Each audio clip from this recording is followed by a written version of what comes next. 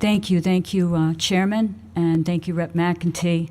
I was requested by 2 reps, Rhode Islanders and board members, to address this bill. All new faces here since my last pedophile bill, which was mandatory registration of sex offenders in shelters 2 years ago. Hello. I'm Carolyn Medeiros, Director of the Alliance for Safe Communities. We do victim advocacy for victims of violent crime. Elder abuse, sexual child abuse, domestic violence, murder cases, the worst of the worst. The last big bill that we passed, which was really rocked the State House, was the Child Safe Zone bill. And I was amazed at the fact that 20 other states had some form of a Child Safe Zone bill. I worked with Tim White, where we found a level 2 sex offender in Hasbro Children's Hospital with a swipe card, any shift, any time, even when he wasn't working, to get in there, any floor, any room, unsupervised. You literally could hire a registered sex offender to work at a daycare in this state until we passed the Child Safe Zone law. Granted, they were liable to do background checks, but it could still happen. I couldn't believe the fight we had. I do research for these bills. I do victim advocacy on personal levels where I get paroles denied, get men put in the prison for the most heinous crimes, but I do research. So I did the research on the Child Safe Zone bill. Joey Lindbeck, the assistant AG, wrote the law. It was bulletproof, and we got it passed, but I couldn't believe the fight we had right down to the last 3 days. As Rep. McEntee mentioned what happened last year with her bill, I totally get that. 3 days before we were ready to leave, that bill was being threatened by a level of people, and it was common sense, 20 other states. So we look at this, bless you, and I look at this as a researcher. You've had enough victim testimony. It's been heart-wrenching. It's been sickening. You've had experts testifying, doing an excellent job on the clinical aspects. I was a director in juvenile reentry for 6 years for Connecticut, Mass, and Rhode Island. I literally counseled hundreds of youth who were sexually abused.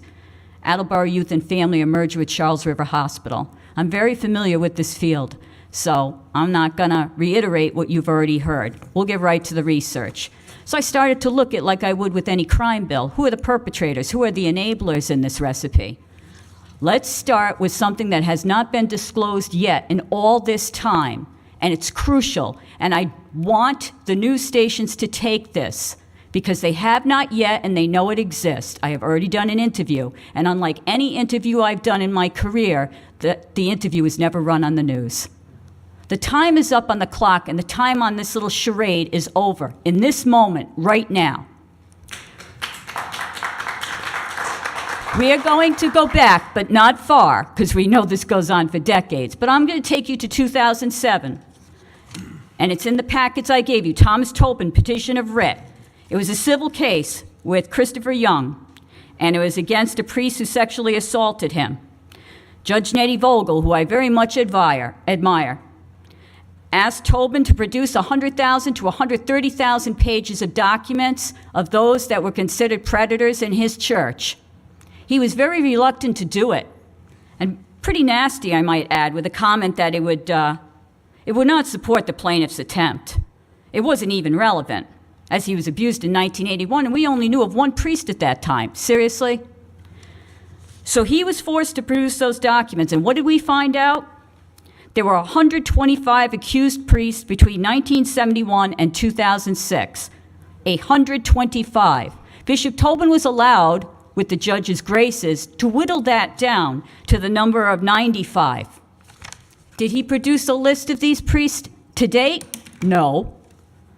I have been able to work with Survivor Network of Those Abused by Priests, a national organization, and bishopaccountability.org, another national organization. They are watching the state of Rhode Island, I assure you.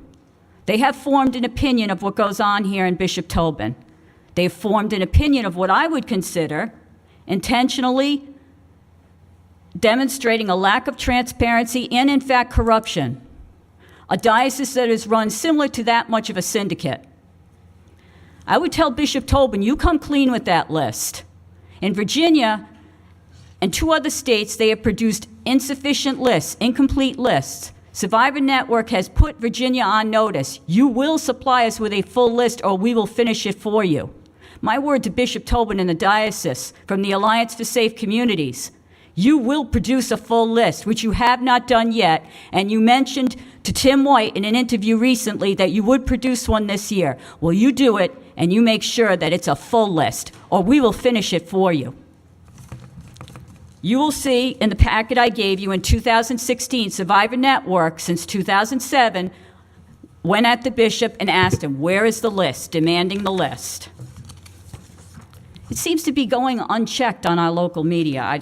I don't know why, but then why wasn't my press released? I've never had that done in all the years that I've worked with victims of violent crime and passed bills. They mentioned that his words ring hollow. I went to the, it was a protest. You might have said about 10 people of elderly. There were even nuns there at the mass that Bishop Tobin gave, a mass of silence and thought and whatnot. Go Local Prov covered it. Protesters calling for Tobin's resignation outnumbered by police and security. I have never been so creeped out. There are about 20 armed law enforcement on motorcycles, state police, detectives, and what was the creepy part was the men in black with long lens cameras taking photos of me. I've never experienced it, and I have no idea why they were doing it. Did I feel intimidated? Yes. Do I still feel intimidated tonight while I'm here? I know my testimony's going to be witnessed. I'm on camera. They're watching. I'm a Catholic. 12 years of parochial schools, a good Catholic family. I'm concerned about what the consequences might come with that. But you know what? I've always worked since I was a teenager and went to college, elementary ed, special ed, to represent victims, to those who are hurt, those who are squashed by predators. There's nothing unique about the church. When we did the Child Safe Zone bill, I was actually educating, and Joey Lindbeck was educating people on the fact that predators seek out their prey. So they seek an opportunity to get in a position of power and control. What better place than the diocese, or any religious dimension for that matter? And it pops up in organizations.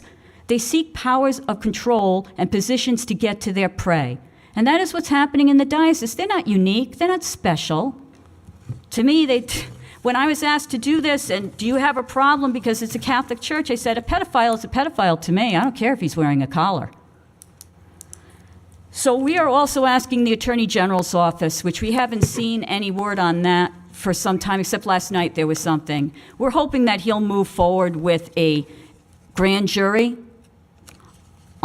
proceeding similar to Pittsburgh without the necessary indictment. This law, absolutely, we back it 100%. You know, I'll close with what I see from Bishop Tobin's attitude when on Twitter he has to take himself off because he tells Catholics, if you don't like your church, go to another, but I assure you won't be happy there either. That's shame-blaming. That's what predators do. And then Pope Francis vilifies a cardinal who calls out McCarrick, another cardinal who's a predator, and calls him Satan. Again, that's shame-blaming. So whether it comes from the top down or the bottom up, it's very corrupt, it lacks transparency, it's very destructive, lives are getting hurt and destroyed. They say it takes a village to raise a child. Well, it's going to take an army of legislators to stop this. Please,